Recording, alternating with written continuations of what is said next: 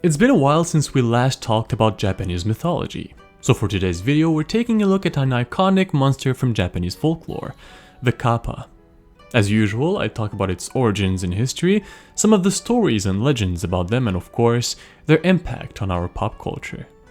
The Kappa, also known as Kawataro or Kawako, is defined as a yokai in Japanese mythology. A yokai is a specific class of supernatural beings, monsters, and spirits unique to the Japanese folklore. Its name literally translates to river child, because of its small size and their habitat being mostly rivers, ponds, and wells. The true origins of the Kappa in history are rather hard to pinpoint. That's because around the 2nd century there was a great influx of people from Korea and China in Japan, and they brought with them their own culture and traditions. Their beliefs eventually got mixed up with the native Japanese beliefs, and that's why it's unclear whether the Kappa has its true origins in China, Korea, or Japan, or if it's a mix of all these different cultures. The physical description of the creature also varies a lot, but generally they're portrayed as small childlike humanoids with great strength and agility. Some say that they looked much like monkeys with a scaly reptilian skin, but others argue that they looked much more like a turtle.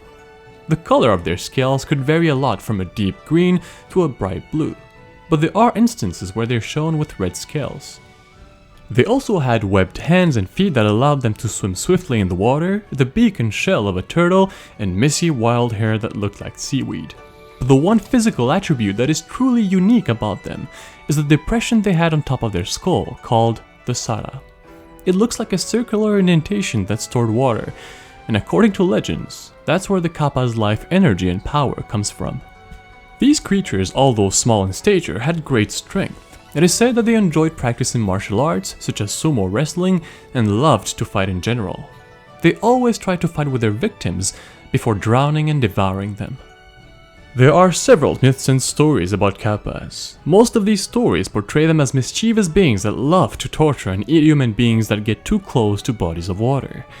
Indeed, it's said that Kappas usually enjoy pulling livestock into the water to drown them, but their favorite snacks include human entrails and cucumbers. It's weird to put cucumbers in the same sentence as human entrails when talking about food, but it's true.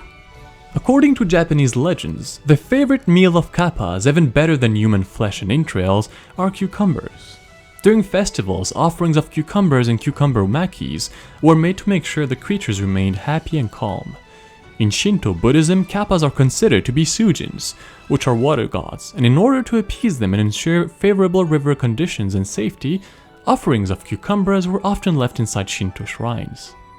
One interesting thing about Kappas is their obsession with politeness and human traditions, and that is their most important weakness and one of the only ways to defeat them if needed. We know that these creatures really enjoy fighting, and thus, when someone encountered a Kappa, he or she could defeat the creature and run away by bowing deeply in front of it. By doing so, the Kappa will feel obligated to bow as well, but by doing so, they risk to spill the water stored in the Sara, which made them weak and vulnerable. Although Kappas are usually portrayed in a negative way, they could also be friendly and helpful at times. There are a few ways to win a Kappa's trust and loyalty. You could, for example, refill their Sara with water, and by doing so, the Kappa would pledge to help and assist you in any way possible. Usually, they offer to share their deep knowledge on medicine and secret bone-setting techniques. It was also possible to befriend a Kappa by offering them cucumbers, or if you somehow managed to win against them in a fight.